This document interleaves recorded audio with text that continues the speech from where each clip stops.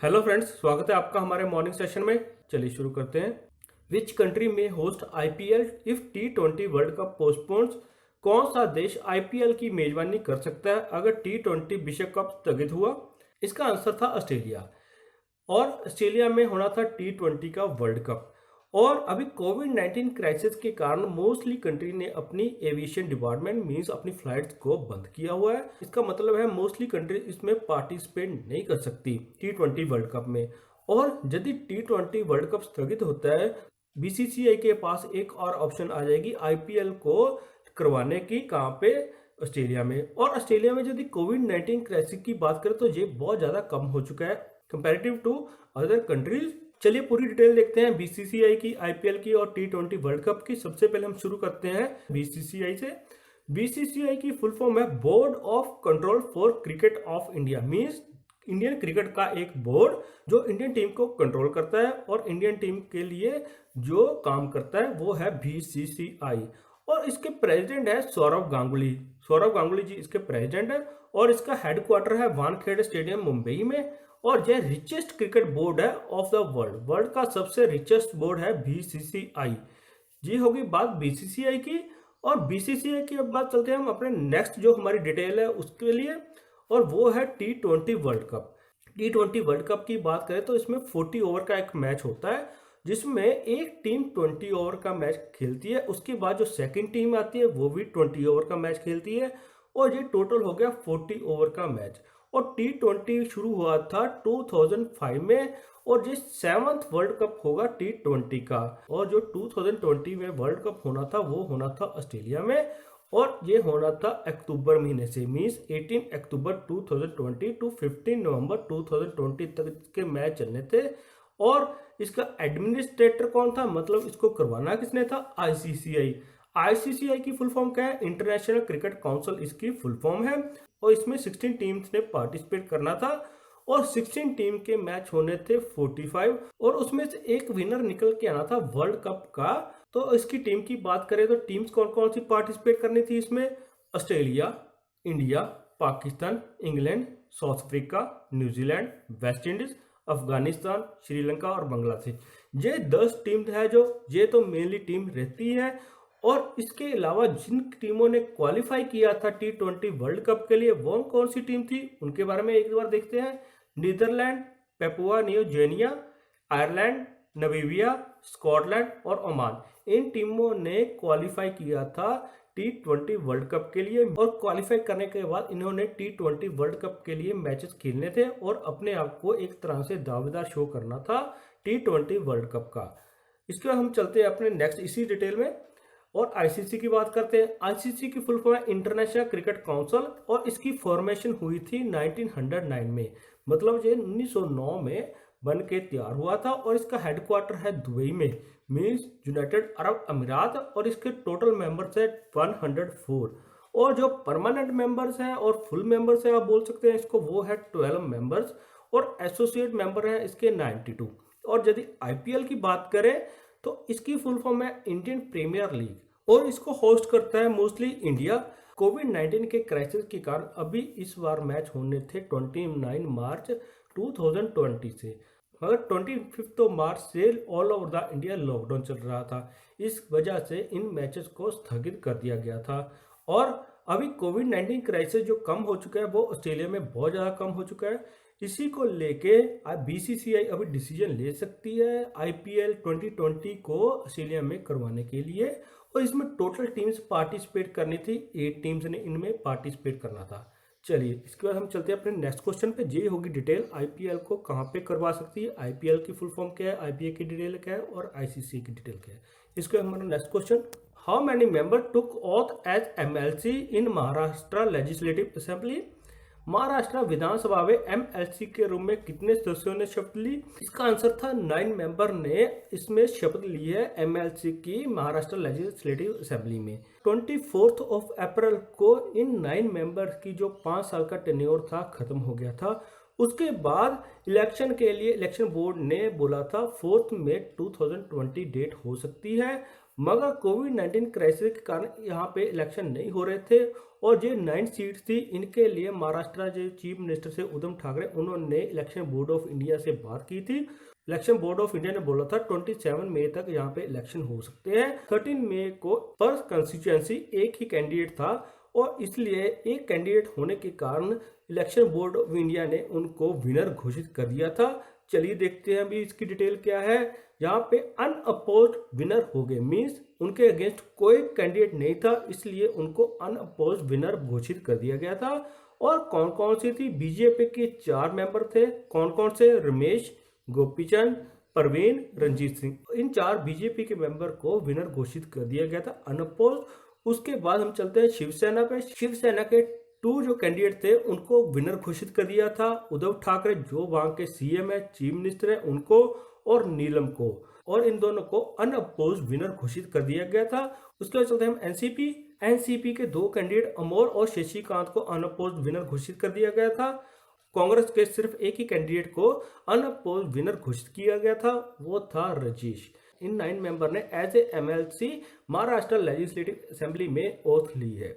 चलिए इसके बाद हमारा next question, who elected as president of world health assembly? विश्व स्वास्थ्य सभा के अध्यक्ष के रूप में किसे चुना गया? इसका आंसर था केवा वैन। केवा वैन बिलोंग करते हैं बहामस से। इनको वर्ल्ड हेल्थ असेंबली का प्रेसिडेंट घोषित कर दिया गया था। मगर उससे पहले हम जान लेते हैं वर्ल्ड हेल्थ असेंबली का प्रेसिडेंट अलग होता है और वर्ल्ड हेल्थ ऑर्गेनाइजेशन का प्रेसिडेंट अलग होता है। वर्ल्ड हेल्थ ऑर्गेनाइजेशन का प्रेसिडेंट कौन है? Tedros. Doctor Tedros world health organisation के प्रेसिडेंट है। बहामस की केवा वैन को प्रेसिडेंट के रूप में चुन लिया गया है और ये हेडेड की गई थी जिनेवा स्विट्जरलैंड की तरफ से, जहाँ पे WHO का हेड ऑफिस है। ये हुई थी 18 मई 2020 टू 19 मई 2020 और ये 73rd वर्ल्ड हेल्थ असेंबली थी। और इसकी हाईलाइट है 72nd जो प्रेसिडेंट है उन्होंने इसकी ओपनिंग की थी और इसके लिए उन्होंने मिस केवा वैन जो है बहामस की, उनको प्रेसिडेंट के रूप में चुन लिया गया था। जहाँ पे एक और इशू खड़ा हुआ था जहाँ पे मोर देन 122 कंट्रीज ने सपोर्ट किया था, वो था impartial evaluation of covid pandemic. कोविड-19 का जो सोर्स है, मीन्स जहाँ से कोविड-19 पैदा हुआ है, उसकी इम्पार्शियल इवेल्युएशन करवानी, ये इसका मेन इशू रहा इस बार। और इसके लिए मोर देन 120 कंट्रीज ने उसको सपोर्ट किया और इसके कारण WHO और चाइना पे बहुत ज्यादा प्रेशर आ गया था। वर्ल्ड हेल्थ असेंबली की जो डिसीजन मेकिंग बॉडी है वो कौन सी है? WHO, means world health organisation इसकी डिसीजन मेकिंग बॉडी रहेगी। चलिए इसके बाद next question, which country want WHO to permanent freeze on funding? किस देश ने WHO को फंडिंग पर स्थायी रोक लगाने की चेतावनी दी? इसका आंसर था USA। United states of America के प्रेसिडेंट हैं डोनाल्ड ट्रंप जी। उन्होंने एक अपनी स्टेटमेंट में बोला यदि 30 दिन के अंदर कोई सिचुएशन में चेंजेस नहीं आती कोविड-19 के, तो वो WHO की परमानेंट फंडिंग को फ्रीज कर सकता है।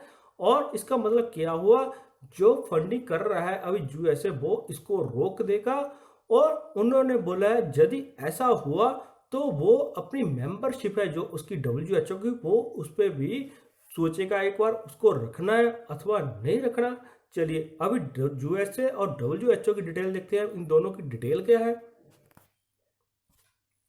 WHO की बात करें तो इसका पूरा नाम है वर्ल्ड हेल्थ ऑर्गेनाइजेशन और डॉक्टर टेड्रोस एडनॉम इसके प्रेसिडेंट है। और ये स्पेशलाइज्ड एजेंसी है यूनाइटेड नेशंस की।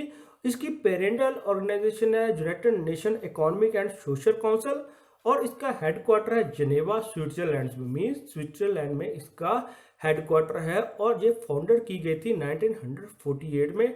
1948 से ये काम कर रही है।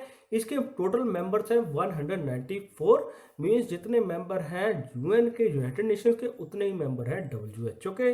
और WHO की फंडिंग की बात करें, USA जो मोर देन 22% की फंडिंग करता है पर एनुम, और जो लास्ट टाइम की थी वो की थी $14.1 बिलियन की। और सेकंड नंबर की बात करें तो सेकंड नंबर पे फंडिंग करता है 12% यूनाइटेड किंगडम और इन्होंने लास्ट टाइम फंडिंग की थी $7.6 बिलियन की। थर्ड नंबर पे है जापान 9% $5.4 बिलियन की और जर्मनी है 7% $4.4 बिलियन। और यदि चाइना की बात करें जहां पे कोविड-19 पैदा हुआ था तो वो है 14th नंबर पे और ये फंडिंग करता है अप्रोक्सीमेटली लेस देन $2 बिलियन। और इंडिया की फंडिंग होती है 0.83% टू WHO। और चलिए हम यूएसए की डिटेल एक बार भी देख लेते हैं। यूएसए की डिटेल क्या है? यूएसए की कैपिटल है वाशिंगटन डीसी और इसकी लार्जेस्ट सिटी है न्यूयॉर्क और इसकी करेंसी का नाम है यूनाइटेड स्टेट्स डॉलर। और इसकी स्टेट की बात करते तो 50 स्टेट्स है, इसमें प्रेसिडेंट है इसके डोनाल्ड ट्रंप और जे न्यूक्लियर पावर है उसका फाउंडर है। हिरोशिमा और नागासाकी पे इन्होंने अपने फर्स्ट टाइम जो न्यूक्लियर पावर थी उसको एक्सपेंड किया था और वहां पे बहुत सी डेथ्स हो गई थी जब इनका युद्ध चल रहा था जापान के साथ।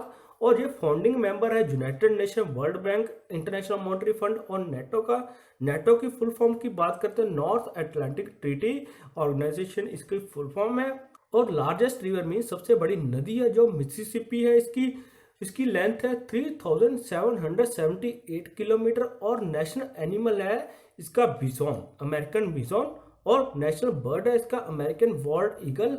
इसकी इलेक्शन की बात करें तो अभी नवंबर में इसके इलेक्शन प्रेसिडेंट पोस्ट के लिए आ रहे हैं और वो होंगे 59th प्रेसिडेंट होंगे यूएसए के। वो हो रही है 3 नवंबर 2020 के लिए। ये होगी बात यूएसए की और WHO की। और यूएसए ने चेतावनी दी है यदि 30 दिन के अंदर हमारे कोविड-19 क्राइसिस में कुछ कमी नहीं आई तो हम WHO की फंडिंग को फ्रीज कर देंगे परमानेंटली। क्या हम देखते हैं नेक्स्ट क्वेश्चन अपना। उससे पहले हमारे चैनल को सब्सक्राइब करना और बेल बटन दबाना ना भूलें। Which neighbour country of India claims invention of कोविड-19 मेडिसिन? भारत का कौन सा पड़ोसी देश कोविड-19 दवा के आविष्कार का दावा करता है? इसका आंसर था बांग्लादेश। बांग्लादेश क्लेम कर रहा है उन्होंने कोविड-19 की मेडिसिन को बना दिया है और ये बनाया उन्होंने 2 मेडिसिन को मिक्स करके। एक है इवरमेक्टिक और ये यूज की जाती है पैरासाइट इन्फेक्शंस के लिए। और सेकंड है डॉक्सीक्लाइन, इसका है एंटीबायोटिक है एक तरह की। और इन दोनों को मिक्स करके उन्होंने एक नई दवाई की इन्वेंशन की है जिसमें उन्होंने क्लेम किया इन दोनों दवाइयों को मिक्स करके उन्होंने जो दवाई बनाई है नई, उसके बाद कोविड-19 के जो पेशेंट्स थे उनको आराम मिला है, वो ठीक होकर घर जा चुके हैं मोर देन 60 पेशेंट्स। और बांग्लादेश की यदि बात करें तो बांग्लादेश में क्या क्या है अभी चलिए देखते हैं। बांग्लादेश की कैपिटल है ढाका। ढाका किसकी कैपिटल है? बांग्लादेश की। और लैंग्वेज है वहाँ की बंगाली। और इंडिया के एक और स्टेट है जिसकी भाषा बंगाली है, वेस्ट बंगाल की। वेस्ट बंगाल की भाषा भी कौन सी है? बंगाली। और वहाँ के प्राइम मिनिस्टर है शेख हसीना और प्रेसिडेंट है अब्दुल हमीद। और ये डिक्लेयर की गई थी 26 मार्च 1971 को एक कंट्री का रूप मिला था। और इन्होंने अपनी विक्ट्री डे मनाया गया है 16 दिसंबर 1971 को।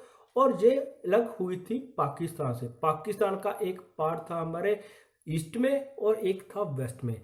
वेस्ट में जो पार्ट है वो पाकिस्तान का बड़ा पार्ट है, मेनली वो पार्ट रहेगा पाकिस्तान का। और जो ईस्ट में पार्ट था वो था बांग्लादेश। 1971 में बांग्लादेश को पाकिस्तान से अलग कर दिया गया था भारत के द्वारा। उसके बाद बांग्लादेश को एक कंट्री का रूप मिला था 1971 में। चलिए इसके बाद देखते हैं हमारा नेक्स्ट क्वेश्चन।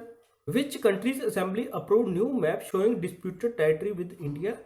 किस देश की विधानसभा ने भारत के साथ विवादित क्षेत्र दिखाने वाले एक मानचित्र को मंजूरी दी? इसका आंसर था नेपाल। नेपाल की जो कैबिनेट है उन्होंने नेपाल के लिए एक मैप को मंजूरी दी गई है जिसमें जो डिस्प्यूटेड एरिया है 3 लिपुलेख, काला पानी, लिम्पियाधुरा। और इन तीनों एरिया को अपना पार्ट बताया है नेपाल ने। और इससे पहले भारत ने जिस मानचित्र को मंजूरी दी थी उन्होंने भी इसको अपना एक पार्ट बताया था। और दोनों कंट्रीज क्लेम कर रही है, इंडिया और नेपाल। इसके बाद इंडियन मैप की बात करें तो इंडिया मैप में इसको उत्तराखंड का पार्ट बताया गया है इन तीनों को। और यदि नेपाल की बात करें, नेपाल ने इसको धारचूला डिस्ट्रिक्ट का पार्ट बताया है। दोनों कंट्रीज ने इसको अपना अपना क्लेम कर रही हैं। और चलिए एक बार नेपाल की पूरी बात कर लेते हैं। नेपाल में क्या क्या है, क्या क्या इसका फुल नेम है। नेपाल की बात करें तो federal democratic Republic of Nepal इसका फुल नेम है नेपाल का। इसके प्रेसिडेंट है KP शर्मा ओली। इन्होंने नेपाल कैबिनेट में इस मैप को मंजूरी दी गई है। और वहाँ के प्रेसिडेंट है विद्या देवी। और जो लैंग्वेज बोली जाती है, मीन भाषा बोली जाती है वहाँ पे नेपाली बोली जाती है। और इसकी कैपिटल है काठमांडू। काठमांडू कैपिटल है नेपाल की। ये बात हो गई नेपाल और भारत के बीच में 3 एरिया को लेके एक डिस्प्यूट चल रहा है, उसको बोलते हैं हम डिस्प्यूटेड टेरिटरी। वो कौन कौन सी है? लिपुलेख, काला पानी, लिम्पियाधुरा। चलिए इसके बाद हम नेक्स्ट क्वेश्चन चलते हैं अपने। Which country agreed with WHO world health organisation for impartial evaluation of covid source? कोविड-19 स्रोत के निष्पक्ष मूल्यांकन के लिए किस देश ने WHO के साथ सहमति व्यक्त की? इसका आंसर था चाइना। चाइना और WHO वर्ल्ड हेल्थ ऑर्गेनाइजेशन तैयार हो गए हैं impartial evaluation of covid source में जहां से ये पैदा हुआ था। और ये पैदा कहाँ हुआ था? चाइना के एक शहर वुहान से। और अभी यूएसए क्या स्टेटमेंट दे रहा है? यूएसए क्या कह रहा है? यूएसए बोल रहा है जो कोविड-19 है ये पैदा हुआ था लैब से जो चाइना की है। मगर चाइना क्या क्लेम कर रहा है? चाइना क्लेम कर रहा है ये मीट मार्केट है जो वुहान की, वहां से ये पैदा हुआ था। और जो 73rd वर्ल्ड असेंबली थी उसके बाद जो WHO और चाइना था, इन दोनों के ऊपर बहुत ज्यादा प्रेशर आ गया, क्योंकि एक तो USA United states of America ने परमानेंट फंडिंग फ्रीज करने के लिए बोल दिया जब 30 दिन के अंदर कोई रिजल्ट नहीं मिलते तो वो परमानेंट फंडिंग फ्रीज कर देगा WHO की। फर्स्ट प्रेशर ये था। सेकंड प्रेशर क्या था इस पे? सेकंड प्रेशर था इस पे मोर देन 116 कंट्री ने एक प्रपोजल भेजा था इम्पार्शियल इवैल्यूएशन होनी चाहिए कोविड-19 सोर्स की। जो मेनली कंट्रीज थी ऑल ओवर द वर्ल्ड, वो कौन कौन सी कंट्री थी? India, Russia, Canada, United Kingdom, Australia. इन कंट्रीज ने प्रपोजल भेजा था मेनली, और जो मेन कंट्रीज ये थी और बाकी मोर देन 116 कंट्रीज थी। और यूनाइटेड स्टेट्स ऑफ अमेरिका ने 73rd वर्ल्ड असेंबली में पार्टिसिपेट नहीं किया था। और जो सोर्स है इसका, सोर्स क्या था? चाइना क्या बोल रहा है? ये इसका सोर्स है एनिमल, और यूएसए और अदर कंट्रीज क्या बोल रही है? इसका सोर्स है वुहान लैब, जहाँ पे चाइना की एक लैब है। इसी को लेके WHO चाइना तैयार हो गया इसकी इम्पार्शियल एवेल्यूएशन करवाने के लिए। चलिए इसको हमारा next question, which company will buy stake of PepsiCo Nourish company beverages? कौन सी कंपनी पेप्सिको के न्यूरिश पे की हिस्सेदारी खरीदेगी? इसका आंसर था टाटा कंज्यूमर प्रोडक्ट की हिस्सेदारी खरीदेगी न्यूरिश कंपनी बेवरेजेस की। और ये रही 50-50 वेंचर बिटवीन टू कंपनीज होगी, दोनों कंपनीज के बीच में 50-50% का वेंचर होगा एक तरह का। इसी के साथ आज का हमारा सेशन खत्म होता है। यदि आपका कोई क्वेश्चन है तो हमें नीचे कमेंट बॉक्स में देना ना भूलें, और जल्दी से जल्दी हमारे चैनल को सब्सक्राइब कर लीजिए और बेल बटन दबाना ना भूलें, और प्लीज़ इसको शेयर कर दीजिएगा जरूर। इसी के साथ आप सबका धन्यवाद। Thank you.